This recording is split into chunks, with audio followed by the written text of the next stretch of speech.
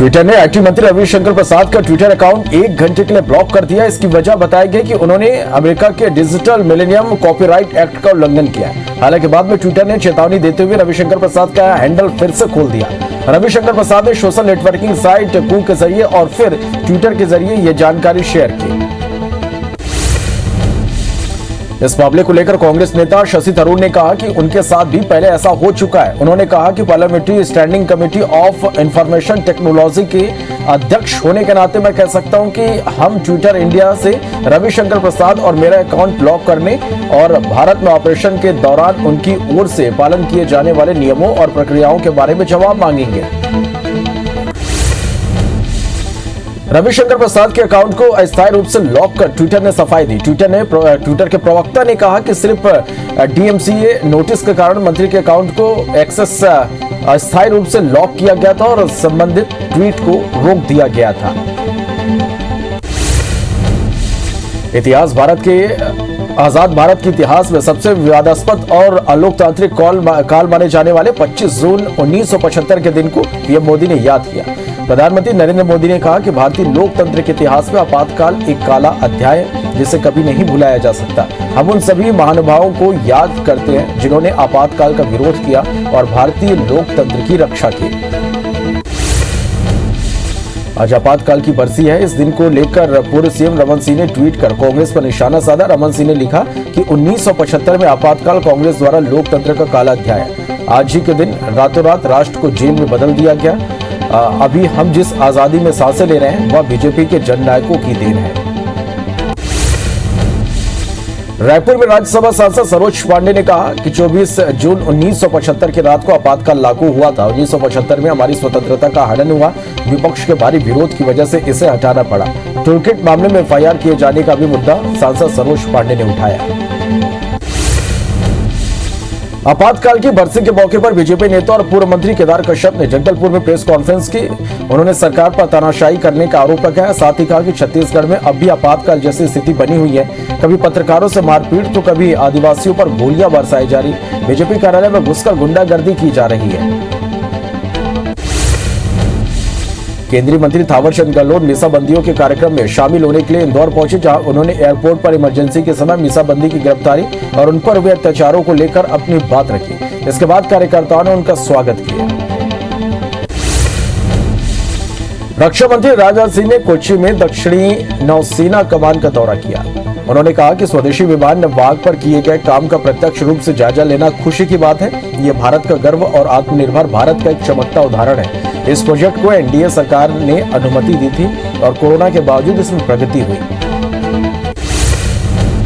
चिराग पासवान ने पार्टी तोड़ने के अपने चाचा पशुपति पारस को जिम्मेदार ठहराया। उन्होंने कहा कि पहले छोटे चाचा का निधन हुआ, फिर मेरे पिता का चाचा ने पार्टी को तोड़ने की कोशिश पिताजी के रहते भी किया था, लेकिन इस बार उन्होंने तोड़ ही दिया। यकीन नहीं हो रहा कि उनके साथ अपनों ने ही ऐसा धोखा किया, लेकिन पिता की पार्टी को बचाने की हर मुमकिन कोशिश करेंगे।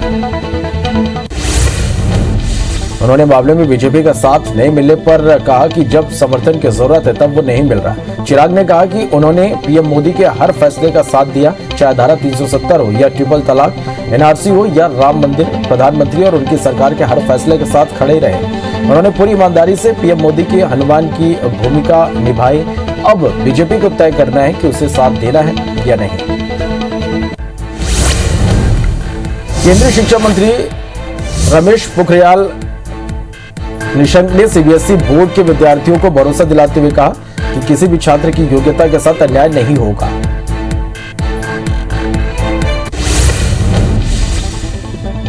अपनी जमीन पर आतंकी संगठनों को पनाह दे रहे पाकिस्तान को तगड़ा झटका लगा। फाइनेंशियल एड टास्क फोर्स की बैठक में फैसला किया गया कि पाकिस्तान अभी ग्रे लिस्ट में ही रहेगा। इसके साथ ही खस्ता आर्थिक हालात का सामना कर रहे पाक के लिए मुश्किलें फिलहाल कम होती नहीं दिख रही। दिल्ली में ऑक्सीजन की कमी को लेकर आई एक ऑडिट रिपोर्ट पर दिल्ली के उप मुख्यमंत्री मनीष सिसोदिया ने बीजेपी नेताओं पर हमला बोला।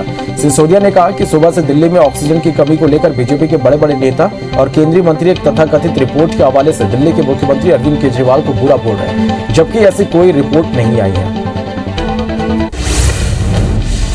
इधर बीजेपी नेता संबित पात्रा ने रिपोर्ट का हवाला देते हुए ट्वीट कर कहा, सुप्रीम कोर्ट की तरफ से नियुक्त पैनल का कहना है कि अरविंद केजरीवाल ने कोरोना की दूसरी लहर की पीक के दौरान जरूरत के 4 गुना ऑक्सीजन की मांग की थी, जिसमें अन्य 12 राज्यों को ऑक्सीजन संकट का सामना करना पड़ सकता था। तो इसका मतलब दिल्ली के मुख्यमंत्री जी भर के झूठ बोल रहे थे। दरअसल वह झूठे ही हैं।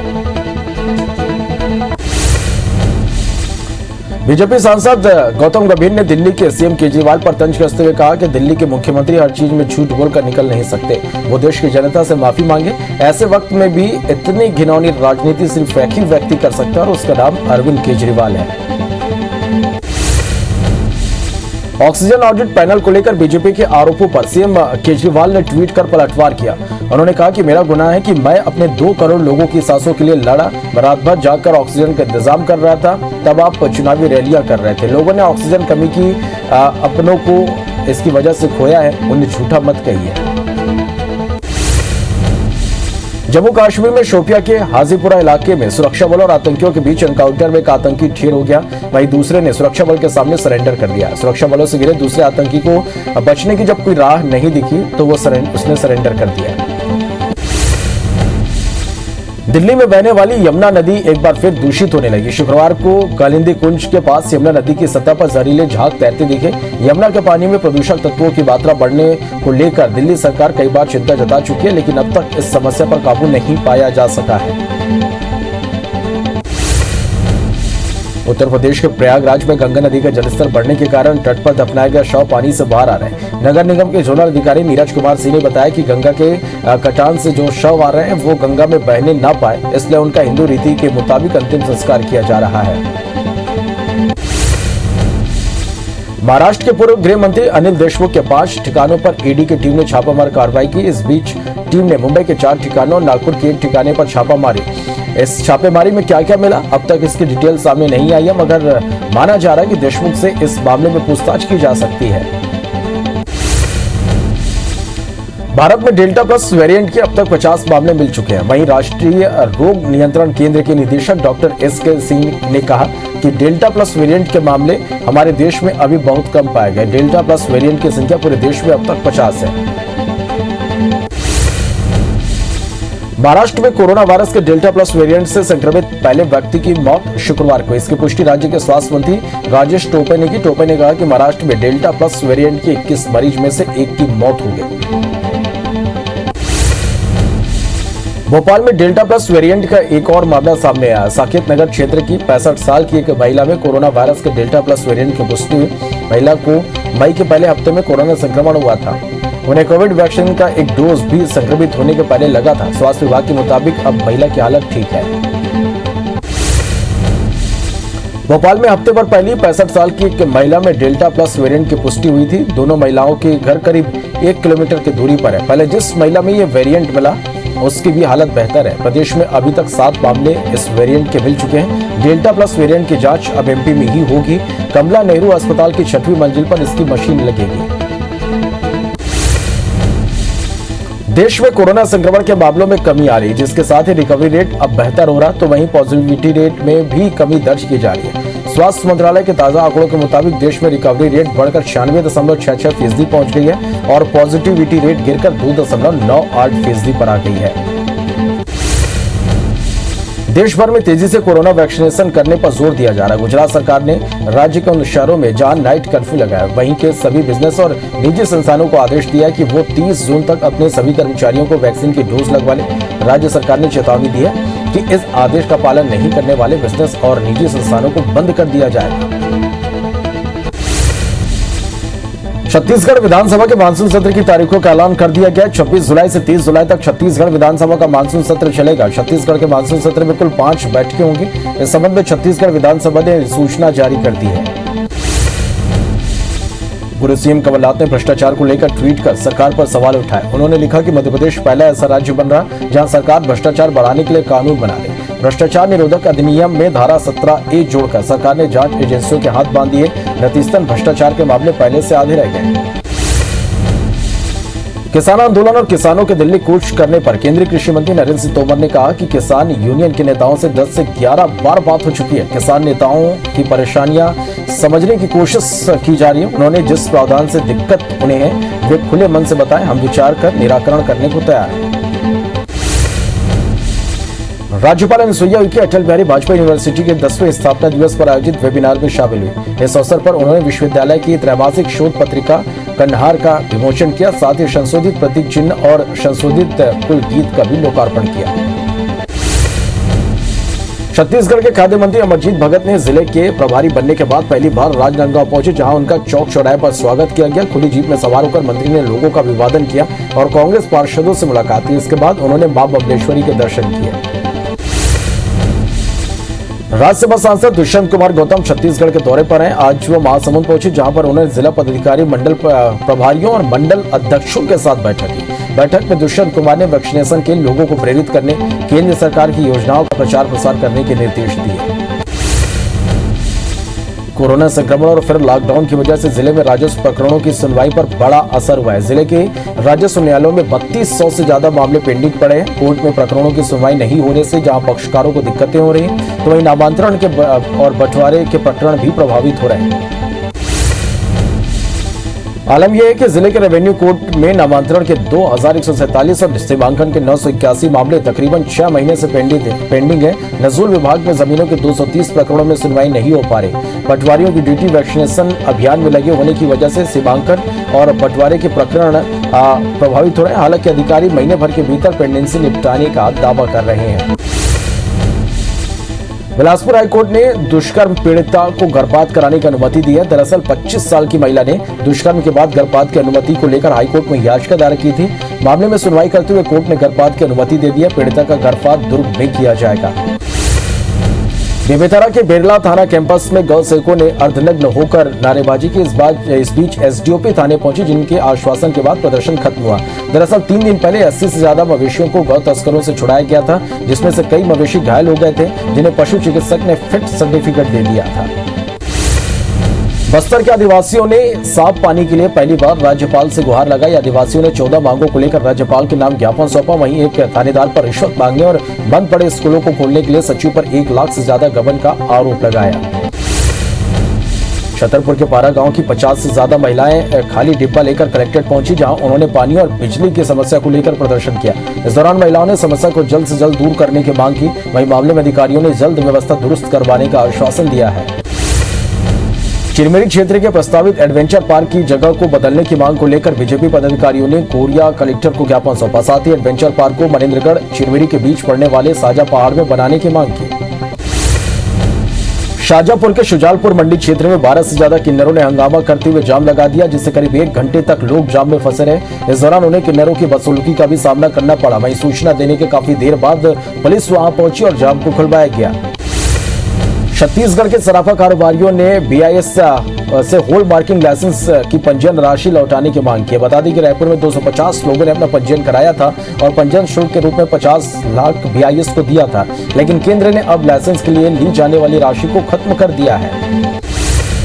छत्तीसगढ़ में चयनित शिक्षकों को जल्द नियुक्ति देने की मांग को लेकर राजनांदगांव के शिक्षक नंद किशोर सभी संभागों का साइकिल से यात्रा कर रहे हैं, जिनका धमतरी पहुंचने पर जोरदार स्वागत किया गया। नंद किशोर ने बताया कि चयनित शिक्षकों की जल्द नियुक्ति के लिए वो यह यात्रा कर रहे हैं। रायपुर में संक्रमण कम होने पर लॉकडाउन में राहत दी गई है। रायपुर में अब सभी दुकानें, व्यापारिक संस्थान, जिम और ठेला गुमटी को रात 8 बजे तक संचालन की छूट दे दी गई। इसके अलावा रविवार को भी दुकानों को दोपहर 2 बजे की बजाय 8 बजे तक खोले जाने की अनुमति दी है। कलेक्टर ने इसके लिए आदेश जारी कर दिए हैं। नए आदेश के अनुसार restaurant, home delivery, take away, warehouse, गोदाम में लोडिंग अनलोडिंग पूर्व निर्धारित समय तक जारी रहेगी। अब शाम 6 बजे की बजाय रात 8 बजे से सुबह 6 बजे तक लॉकडाउन रहेगा। नया आदेश तत्काल प्रभाव से लागू होगा। रायगढ़ में 100% टीकाकरण के लिए जिला प्रशासन कल से अनूठा अभियान चलाने जा रहा है। अभियान के तहत एक ही दिन में 75,000 युवाओं को टीका लगाने की तैयारी है, जिसके लिए 1000 कर्मचारियों की ड्यूटी लगाई गई है। साथ ही 761 पंचायतों में वैक्सीनेशन की व्यवस्था की जा रही है। कोरोना संक्रमण से कई रेल कर्मियों की जान चली गई है। रायपुर रेल मंडल में लगभग 72 रेल कर्मियों का निधन कोरोना की वजह से हुआ, लेकिन अब तक इनमें से किसी भी मामले में अनुकंपा नियुक्ति की प्रक्रिया पूरी नहीं हुई। केंद्र सरकार की ओर से कोरोना संक्रमण से मौत के मामले में अनुकंपा नियुक्ति को प्राथमिकता देने के निर्देश दिए गए हैं। मंडला के एनएम सेंटर में 100 ऑक्सीजन युक्त बिस्तरों वाले कोविड अस्पताल का लोकार्पण हुआ। इस मौके पर केंद्रीय मंत्री धर्मेंद्र प्रधान, सीएम शिवराज, केंद्रीय इस्पात मंत्री फग्गन सिंह कुलस्ते और स्वास्थ्य मंत्री प्रभुराम चौधरी वर्चुअली उपस्थित हुए। धमतरी खनिज विभाग ने अवैध रेत खनन को लेकर कार्रवाई करते हुए 3 स्वीकृत रेत भंडारण को निरस्त कर दिया। साथ ही 2 खदानों को प्रतिबंधित करते हुए अमानत राशि को जब्त कर लिया। टीम के मुताबिक बुढ़ेनी, परेवाडी और सेलदीप रेत भंडारण स्थल में नियमों का उल्लंघन किया जा रहा था। इंदौर की मऊ पुलिस ने फर्जी दस्तावेज तैयार कर 4 पहिया वाहन किराए पर लेने और गिरवी रखने वाले गिरोह का पर्दाफाश किया है। साथ ही 4 आरोपियों को गिरफ्तार किया है, जिनके पास से 5 करोड़ की 44 गाड़ियां बरामद की गई है। वहीं गिरोह का पर्दाफाश करने वाली टीम को एसपी ने 10,000 रुपए का इनाम दिया है। सरगुजा के देवरी गांव में एक युवक की करंट लगने से मौत हो गई। बता दें कि मृतक ओम प्रकाश बतौली थाना इलाके के देवरी का रहने वाला था, जो बिजली गुल होने पर अपने घर में वायरिंग कर रहा था और इसी दौरान वो बोर्ड के करंट की चपेट में आ गया, जिससे उसके मौके पर ही मौत हो गई। नरसिंहपुर के दलवाड़ा गांव में सड़क किनारे खोदे गए गड्ढे में डूबने से 2 बच्चों की मौत हो गई। परिजन के मुताबिक गांव में सरपंच की मिली भगत से माफिया ने अवैध तरीके से सड़क किनारे बड़े-बड़े गड्ढे खोद दिए, जिसमें पानी भर जाने की वजह से दोनों बच्चे उसमें डूब गए। पुलिस मामले की जांच कर रही है। छतरपुर में गोली मारकर हत्या करने की कोशिश की गई। मामले में 4 बदमाशों को गोली मारने का आरोप है, जो घटना के बाद से फरार है। घटना में 2 लोगों को गोली लगी है, जिनको इलाज के लिए जिला अस्पताल में भर्ती कराया गया है, जहां से छोटू राजा को ग्वालियर रेफर कर दिया गया। फिलहाल पुलिस आरोपियों की तलाश में जुटी हुई है। बलरामपुर की धंधापुर में बहने वाली महानदी में बन रहे पुल पर काम कर रहे मजदूर की डूबने से मौत हो गई, जिसका शव घटना के दूसरे दिन भी नहीं मिल पाया। मजदूर का नाम कमल है, जो कोरबा का रहने वाला है। बता दें कि एसडीएम के नेतृत्व में ग्रामीणों ने नदी को काफी खंगाला, लेकिन मजदूर का शव नहीं मिल सका। कवर्धा के पांड्यातराई थाना अंतर्गत एक गांव में हाई टेंशन तार की चपेट में आने से एक शख्स की मौत हो गई, जबकि 2 लोग गंभीर रूप से घायल हो गए। जानकारी के मुताबिक मृतक कंचूराम ध्रुव किसानी काम से खेत गया था, उसके साथ 2 मजदूर भी गए थे और इसी बीच हाई टेंशन तार टूटने से तीनों उसकी चपेट में आ गए। विदिशा रेलवे स्टेशन के पास 2 युवकों की शव मिलने से सनसनी फैल गई। इसकी सूचना स्टेशन मास्टर ने कोतवाली पुलिस को दी, जिसके बाद पुलिस ने मौके पर पहुंचकर दोनों शव को जिला अस्पताल में पोस्टमार्टम के लिए भेज दिया। मृतकों की पहचान अमन जादौन और अरुण रैकवार के रूप में हुई है। झाबुआ के रायपुरिया थाना इलाके में अज्ञात बदमाशों ने पत्थर से कुचलकर घर में सो रहे दंपत्ति और पोती की हत्या कर दी। ट्रिपल मर्डर की सूचना मिलती इलाके में सनसनी फैल गई। पुलिस और फॉरेंसिक टीम मौके पर पहुंचकर जांच में जुट गई है।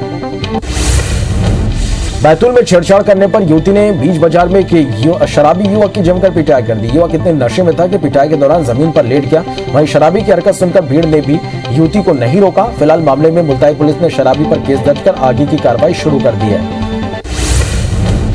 महासमुंद में 13 क्विंटल गांजा के साथ 2 आरोपी को पुलिस ने गिरफ्तार किया। आरोपी गांजे की ट्रक में छुपाकर ओडिशा से उत्तर प्रदेश ले जा रहे थे, तभी कोमा खान थाना पुलिस ने उन्हें धर दबोचा। जब्त गांजे की कीमत लगभग 2 करोड़ 60 लाख रुपए बताई जा रही है। सरगुजा की गांधीनगर पुलिस ने शुभ साई चिटफंड कंपनी के डायरेक्टर और उसकी पत्नी को गिरफ्तार कर लिया। पकड़े गए आरोपियों ने हजारों लोगों से करोड़ों की ठगी की, जिनके खिलाफ पीड़ितों ने गांधीनगर थाने में एफआईआर दर्ज कराई थी, जिसके आधार पर पुलिस ने दोनों को कवर्धा से गिरफ्तार किया है।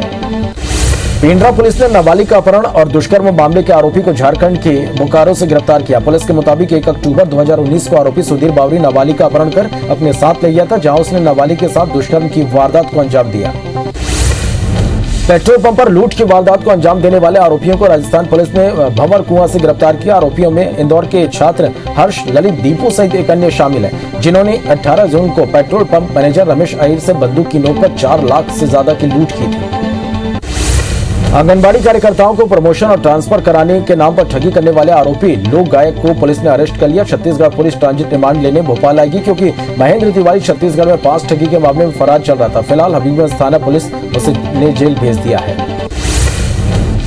सतना में पुलिस ने एक दूल्हे को तब गिरफ्तार किया जब वो दुल्हन के साथ बारात लेकर लौट रहा था। पुलिस के मुताबिक दूल्हा बने नीरज सिंह गौड़ ने 2016 में एक लड़की को अपने जाल में फंसाकर भगाया था। शादी का झांसा देकर उस लड़की के साथ दुष्कर्म किया और उसका गर्भपात भी कराया। शादी की बात पर आरोपी धोखा देकर भाग निकला था।